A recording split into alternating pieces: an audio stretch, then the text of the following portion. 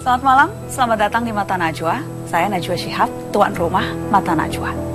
Antara layar kaca dan kehidupan nyata sebenarnya adalah dua dunia yang berbeda. Layar kaca adalah dunia yang serba tertata, dengan para bintang menangis dan tertawa sebagai sandiwara yang dirancang sebelumnya. Mereka mainkan suatu peran untuk menghibur para pirsawan dan menjaring rating serta iklan. Jika akting sudah jadi hal yang amat biasa, akankah dalam kehidupan nyata mereka juga terbiasa berpura-pura? Inilah Mata Najwa, elit layar kaca.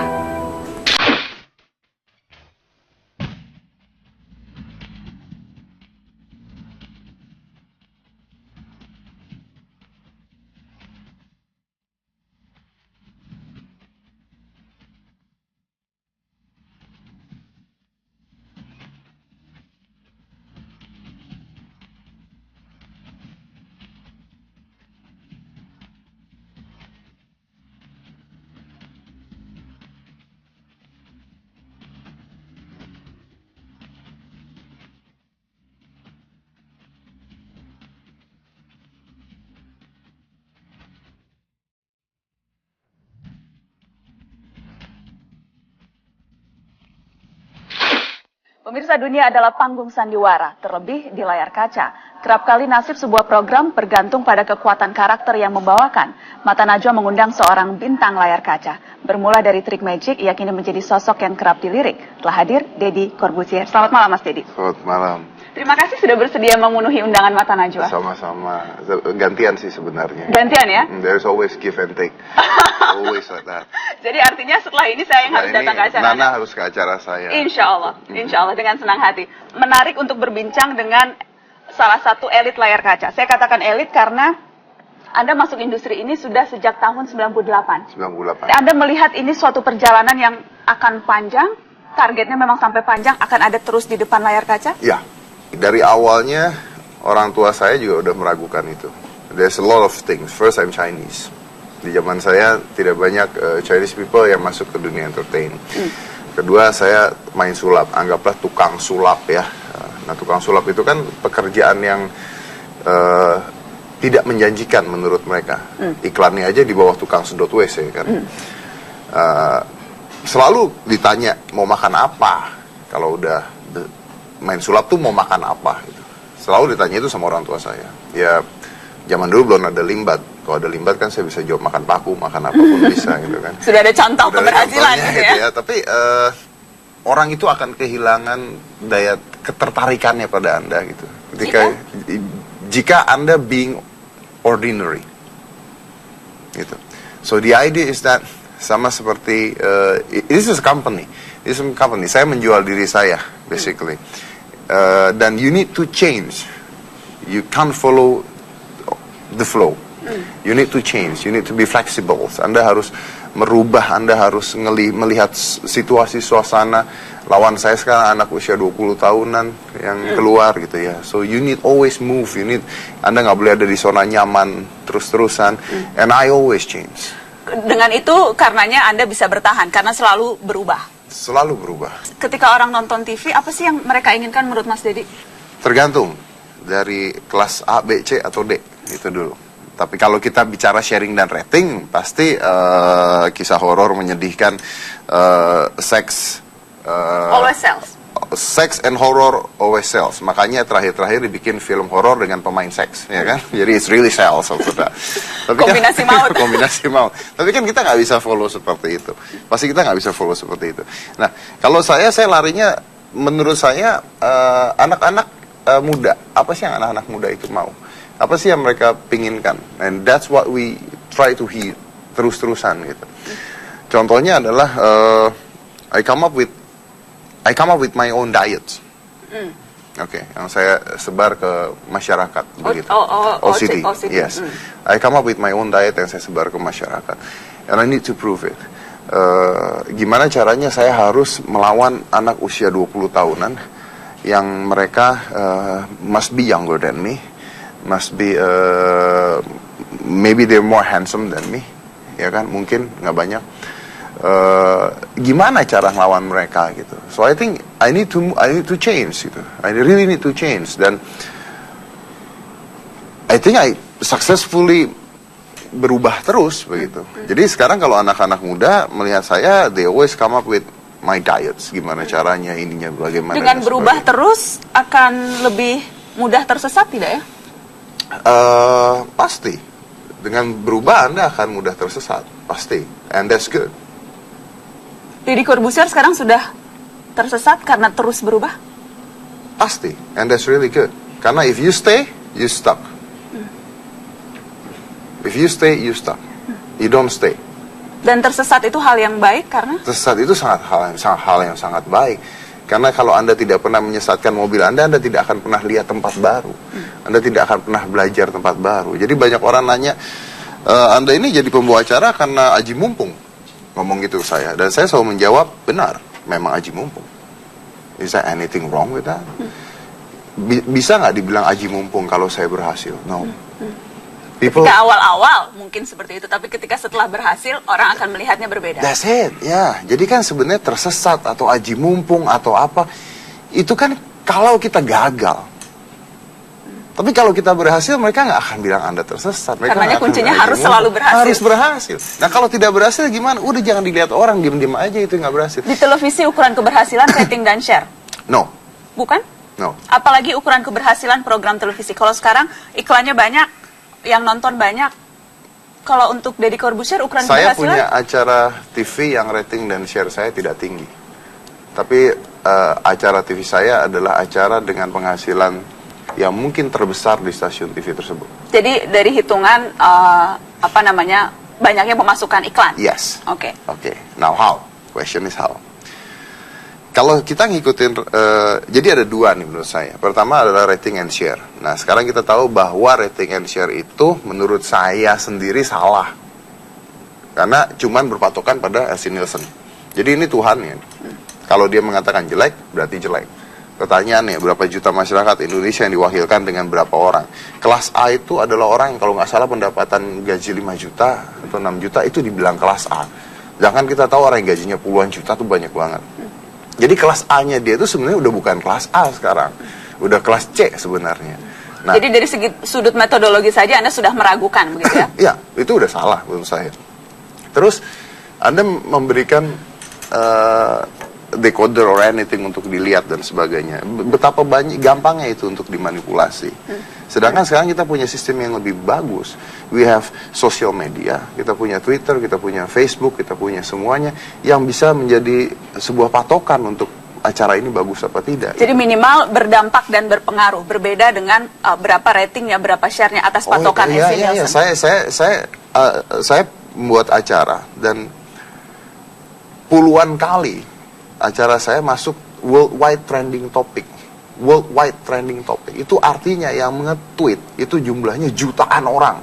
Oke? Sharing saya jelek loh. Sharing saya jeblok. Pada saat saya sharingnya tinggi di Twitter, Facebook nggak ada yang ngomong.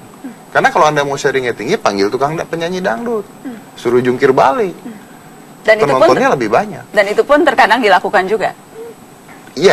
Yes, terkadang dilakukan juga. Tapi kita karena rating and share memang tidak mau itu memang menjadi tolak ukur. Not in my show. Karena kalau kita mengundang penyanyi dangdut pun kita akan cari kehidupan dia lah, akan itunya. Jadi setelah jungkir balik ada sesuatu yang lain, gitu ya?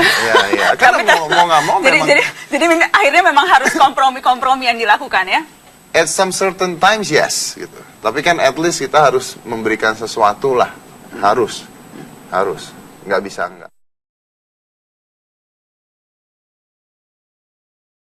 Kalau misalnya kita bicara soal apa yang diinginkan pemirsa, Mas Deddy, tadi selalu berubah, pemirsa juga tentunya, sometimes sepertinya mereka tidak tahu apa yang mereka inginkan sampai kemudian pilihan itu diberikan di depan mata.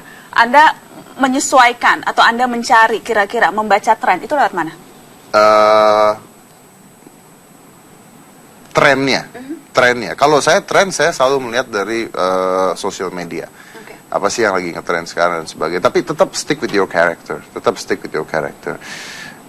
Jadi saya nggak akan merubah keluar tiba-tiba joget jumpalitan lempar tepung. No, I'm not gonna do that gitu.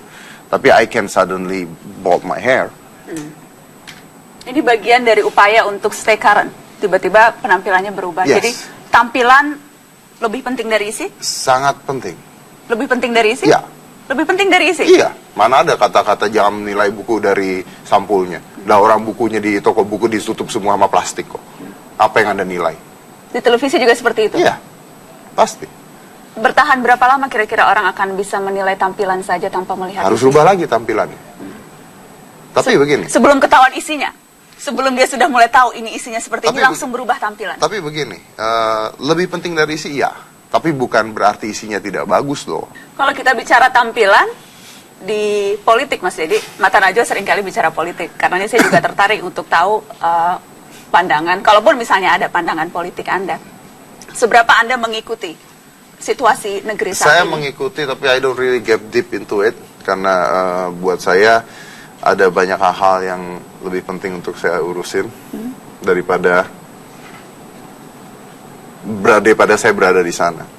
Anda tapi terkadang juga mengundang politisi, mengundang pejabat publik ke talk show Anda. Itu karena Anda menilai apa yang sesungguhnya bisa dipetik dari mereka ketika Anda undang. Tapi ketika saya undang, saya tidak membahas tentang politiknya. Saya membahas tentang dia sebagai manusianya. Tetapi alasan untuk mengundang tentunya kan karena setelah sebelumnya ada rekam jejak atau ada yang menarik sehingga kemudian diundang. Alasan mengundang karena karena all the attention of the audience lagi ke dia. Kalau misalnya orang lagi atensinya ke Jokowi atau ke Ahok, saya akan undang Jokowi dan Ahok.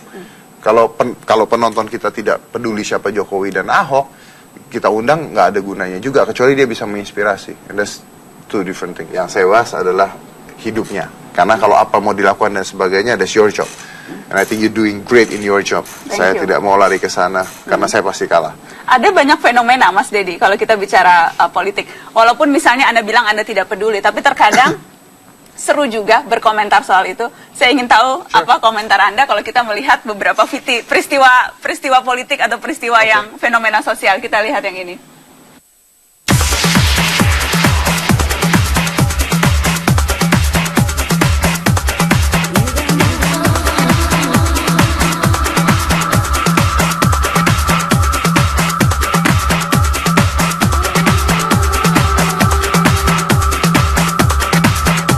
Kampanye partai politik dengan artis dangdut, fenomena biasa, menarik untuk Anda?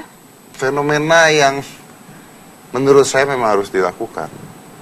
Karena menurut survei, musik dangdut itu masih 70% penikmatnya di Indonesia.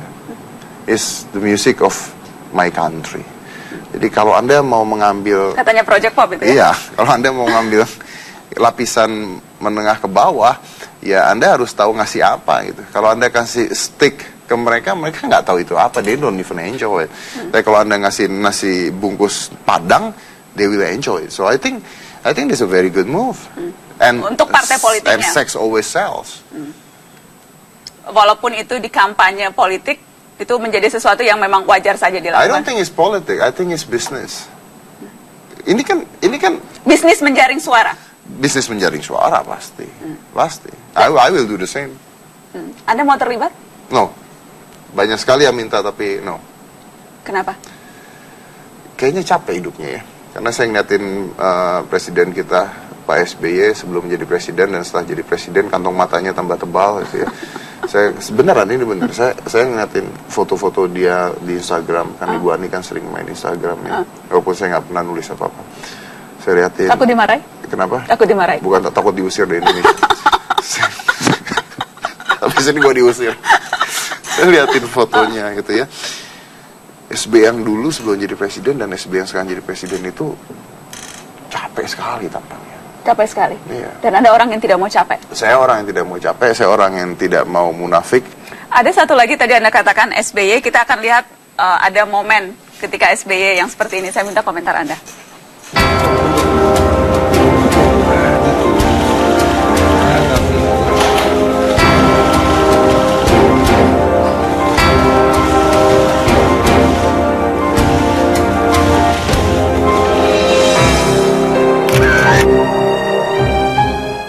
Ya capek kan? Capek? Capek kan? Capek kan? Mau ngomong apa? Kalau Anda di posisi SBY, kira-kira pada saat memeluk Menteri Agama yang baru saja jadi tersangka, Anda akan bilang apa ya Mas Dedi? I think saya akan mengatakan hal yang sama kalau saya tahu anak saya ternyata pengguna narkoba. Karena biar gimana pun yang milih menteri kan presiden ya. Jadi ya pasti akan sangat amat terpukul gitu. Kalau jadi akan apa bilangnya? Wow,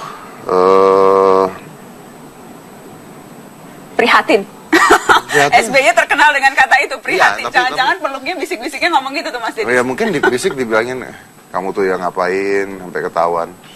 I don't know. You ask me question that I don't know. Ngapain ketahuan? Kalau anak saya nyontek kan, wah nyontek nilainya 0. Kenapa nyontek? Kenapa ketawa nyontek kan begitu? Karena bapaknya juga melakukan hal yang sama ketika kecil ya? Iya, mana ada anak kecil nggak nyontek coba? Pasti nyontek. Apa yang akan menjadi ukuran Anda untuk menentukan preferensi politik? Apa yang sebenarnya dibutuhkan negara pada saat ini? Apakah negara butuh seorang presiden yang bergaul dengan rakyatnya? Atau mungkin negara butuh seorang presiden yang mungkin lebih ke tangan besi mungkin? Saya akan memilih yang negara kita butuhkan pada saat ini. Menurut Anda yang dibutuhkan negara saat ini? Both of them. And unfortunately mereka berdua nggak bisa jadi satu. Kalau saya bisa ketemu sama mereka berdua, saya bisa bilang gitu. Boleh nggak kalau lu jadi presiden dan wakil presiden aja? Siapa yang jadi presidennya tapi? Nah mereka gambreng aja. karena kemarin Jokowi jadi gubernur, Ahok jadi wakil gubernur, yang marah-marah Ahoknya. But that's a good combination. Jadi yang cocok Prabowo jadi wakil Jokowi atau sebaliknya? Saya nggak tahu. Saya nggak tahu. Karena saya nggak bisa prediksikan hasil gambreng mereka. Kalau saya bisa lihat. Tapi Anda akan memilih ya Mas Dedi? Saya akan memilih. Tapi jujur aja, kalau Nana tanya, ini saya bukan nggak mau jawab loh, beneran. Jadi maksudnya kalau Nana bilang, jadi kalau bisa pilih Jokowi atau Prabowo. Terus saya bukan muter-muter, saya sampai detik ini nggak tahu. Kalau saya tahu masih jawab. Apa sih yang nggak saya jawab? Saya jawab. Saya nggak tahu. Kenapa saya nggak tahu? Buat saya dua-duanya ada kurangnya. Ada kurangnya. Jadi yang dipilih yang kurangnya lebih sedikit dari yang lain? Iya, dan itu yang kita nggak tahu sampai saat ini. Itu yang menjadi pertanyaan. Itu yang jadi pertanyaan. Kan saya pernah cerita, tadi kan saya cerita ya mungkin pada saat off air. Itu kan sama seperti orang diajak jalan-jalan ke neraka dan ke surga gitu. Begitu mereka ke surga, mereka lihat semuanya tenang, diem, pasif, nggak ada apa-apa.